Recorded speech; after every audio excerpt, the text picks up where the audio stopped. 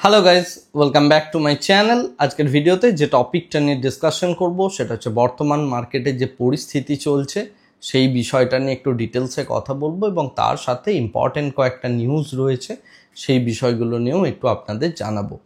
তো প্রথম কথা হচ্ছে, আমরা যে সিজনটার মধ্যে রয়েছি এটা যথারীতি একটা কোয়ার্টারলি রেজাল্টের সিজন। Q1 অর্থাৎ কোয়ার্টার ওয়ানের যে রেজাল্ট সেই রেজাল্টটা আমরা দেখতে পাচ্ছি। এখন কোয়ার্টার ওয়ানের যে রেজাল্ট হয় এটা বরাবরই মোটামুটিভাবে একটু চেপে হয়। তার কারণ হচ্ছে যে Q4-এর যে রেজাল্ট অর্থাৎ লাস্ট ফাইন্যান্সিয়াল ইয়ার যেটা 31শে মার্চ এন্ড হয়েছে, সেই 31শে মার্চ যখন কোনো একটা কোয়ার্টারলি রেজাল্ট এন্ড হয় তখন কি করে কোম্পানিরা কিছু পেমেন্ট অন্য কোম্পানিকে প্রোভাইড করে না। এমপ্লয়ীদের যে ইয়ারলি বোনাস সেটা এপ্রিল কোয়ার্টারে দেওয়া হয় ইত্যাদি বিভিন্ন রকম জিনিসপত্রগুলো থাকে, সেগুলো না দিয়ে সেগুলো এপ্রিল মাসের শুরুর দিকে দিয়ে বা মাঝামাঝি সময় দিয়ে তারা অ্যাকচুয়ালি কি করে, তারা তাদের রেভিনিউটাকে ফোর্থ কোয়ার্টারে বেশ ভালো রকম দেখানোর একটা চেষ্টা করে। এটা হচ্ছে জেনারেল মার্কেটের একটা টেন্ডেন্সি, ব্যবসার একটা টেন্ডেন্সি। বিশেষ করে শেয়ার বাজারে যে সমস্ত কোম্পানিরা লিস্টেড আছে তারা এই ঘটনাটা ঘটায়। এর ফলে কি হয়, দেখা যায় যে প্রত্যেকটা কোম্পানি তাদের যেরকম লেভেলের পারফরমেন্স হয় Q4-এ তাদের পারফরমেন্সটা ভালো হয় এবং ইয়ার এন্ডিংটা করার প্রত্যেকে চেষ্টা করে যে একটা ভালো প্রফিটেবল সিচুয়েশনে আছি, কারণ সেইটা যদি দেখাতে পারে তাহলে কি হবে, অ্যানুয়াল রিপোর্টটা ভালো হয়।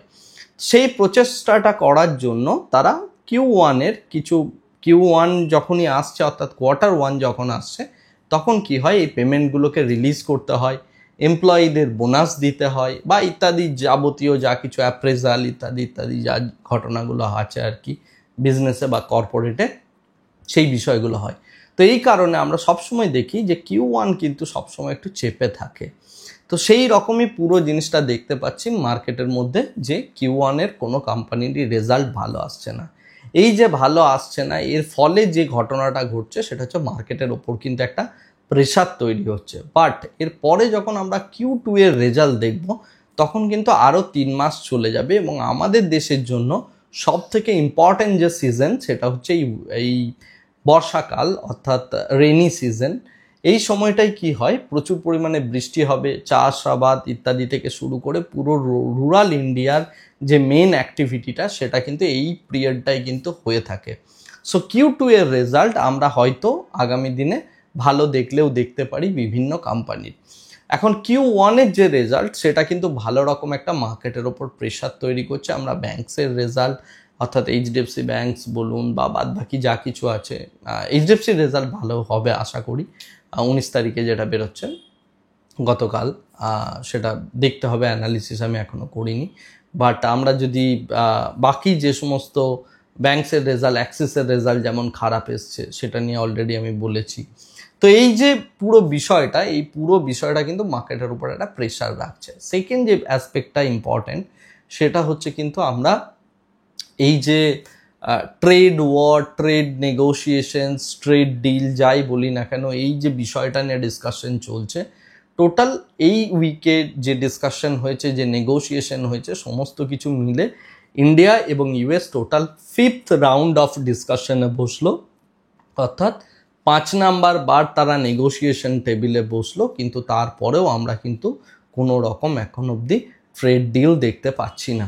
তো দেখা যাক আলটিমেট কোন জায়গায় ট্রেড ডিলটা গিয়ে পৌঁছায়। আমাদের প্রাক্তন গভর্নর রঘুরাম রাজন যেটা বলেছেন যে এই ট্রেড নেগোসিয়েশনে ইন্ডিয়ার যথেষ্ট ভালোভাবে বার্গেনিং করা উচিত, কারণ ওই এগ্রিকালচারাল প্রোডাক্ট, GM ক্রপ এইগুলোর ওপর কিন্তু মোটেও করাটা উচিত হবে না। এবং সেই কারণেই আমাদের নেগোসিয়েশনস ডিলে হচ্ছে। বিভিন্ন রকম জিওপলিটিক্যাল অ্যাঙ্গেল যদি আমরা দেখি সেখান থেকেও আমরা দেখতে পাচ্ছি যে বেশ ভালো রকমের একটা ডিলে কিন্তু আমাদের এই ট্রেড নেগোসিয়েশনস বা ট্রেড ডিলে রয়েছে। ফলত কি হচ্ছে, একদিকে Q1-এর প্রেশার, সেকেন্ড হচ্ছে অন্যদিকে আনসার্টেনটি, এই দুটো মিলে মার্কেটের মধ্যে প্রেশার তৈরি হচ্ছে। হোয়ারঅ্যাজ আমরা যদি টেকনিক্যাল লেভেল দেখি বা যারা টেকনিক্যাল বা চার্টস ফলো করেন তাদের জন্য যেটা বলছি, 20 মুভিং অ্যাভারেজ অলরেডি ভেঙে দিয়েছে, লাস্ট দিন 30 মুভিং অ্যাভারেজও ভেঙে দিয়েছে নিফটি।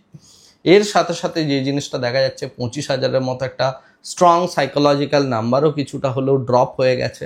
সুতরাং এই জায়গাতে মেক অর ব্রেক সিচুয়েশনস আসবে এই মান্থলি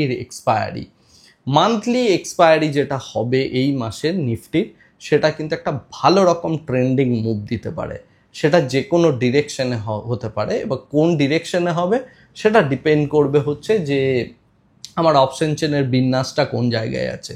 তো সুতরাং এক্সপায়ারির আগে ডেফিনেটলি আমি সেই বিষয়টা নিয়ে একটা ভিডিও বানাবো। বাট আমি যে আজকের ডেটে যে রূপরেখাটা দিতে চাইছি বা যে আগামী দিনের পথটার কথা বলছি, সেখানটা কিন্তু খুব যে মসৃণ পথ সেটা নয়, বাট তার যে মেইন ক্রুশিয়াল জাংচারটা রয়েছে সেটা ডিসাইড হবে হচ্ছে এই মান্থের যে আমার মান্থলি এক্সপায়ারি, সেখানে যদি এটা 25,000-এর ওপরে গিয়ে ক্লোজিং হয়ে যায়, উই আর গুড, আমাদের কোনো খুব একটা বড় রকম চাপ আসবে না, পুনরায় 24,500-কে আমরা সাপোর্ট হিসাবেই ট্রিট করব। আদারওয়াইজ 24,500-কে যদি এর মধ্যে ভেঙে দেয় এই মান্থলি এক্সপায়ারির মধ্যে, তখন আমাদের একটু পেন আছে। কিন্তু মানে পুরো মার্কেট পার্সপেক্টিভ থেকে বলছি, যারা ছোট ছোট সুইং করেন ইত্যাদি মার্কেট তখন কিন্তু একটা স্লাইড ডাউন ট্রেন্ড টাইপের র্যালি দেখাবে। তো আপাতত মেক অর ব্রেক সিচুয়েশনসের মধ্যে দাঁড়িয়ে রয়েছে, যেটা আগামী 10-15 দিন বা আগামী এই যে বৃহস্পতিবার এক্সপায়ারি, এর পরের এক্সপায়ারির মধ্যে পুরো গেমটা কিন্তু ডিসাইড হয়ে যাবে।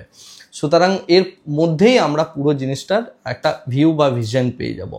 এই জায়গায় দুটো জিনিস আমি একটু বলার চেষ্টা করব। এক নাম্বার হচ্ছে এসআইপির ওপর বা আমরা যে সিস্টেমেটিক ইনভেস্টমেন্ট প্ল্যানিং করি মিউচুয়াল ফান্ডে, তার উপরে সেবি নতুন কিছু রুলস আনছে যেগুলো ইনভেস্টারদের হেল্প করার জন্য। তো মিউচুয়াল ফান্ডের জন্য আমি এরকম টাইপের একটা আর্টিকেল অলরেডি লিখেছি।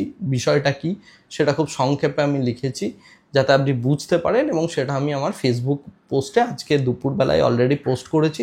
আপনি চাইলে সেটা চেক আউট করতে পারেন। এই ভিডিওর ডিসক্রিপশন বক্সে আমার ফেসবুকের লিঙ্কটা দেওয়া আছে এবং ইনস্টাগ্রামের লিঙ্কটা দেওয়া আছে, ওই দুটো আপনি চেক করে নিন। ইনস্টাগ্রামে আপনি আমাকে ডাইরেক্ট ডিএমও করতে পারেন, আমার সাথে ডাইরেক্ট কথাও বলতে পারেন, নট এ প্রবলেম। এখন যেটা বিষয় ওইটা একটা আর্টিকেল, আর একটা আর্টিকেল আমি হয়তো আজকে বা আগামীকালের মধ্যে লিখবো। সেটা হচ্ছে যে ইন্ডিয়ান গভর্নমেন্ট কিছু নিউক্লিয়ার যে সমস্ত মেটেরিয়ালগুলো রয়েছে সেগুলো এই যে আমাদের সি বেড আছে অর্থাৎ সমুদ্রের তলায় বিভিন্ন জায়গা থেকে সেইগুলোকে তোলার জন্য একটা ছাড়পত্র এনেছে, এবং আমাদের 2024-এর একটা রুলস এবং রেগুলেশনস তৈরি করেছে ইন্ডিয়ান গভর্নমেন্ট।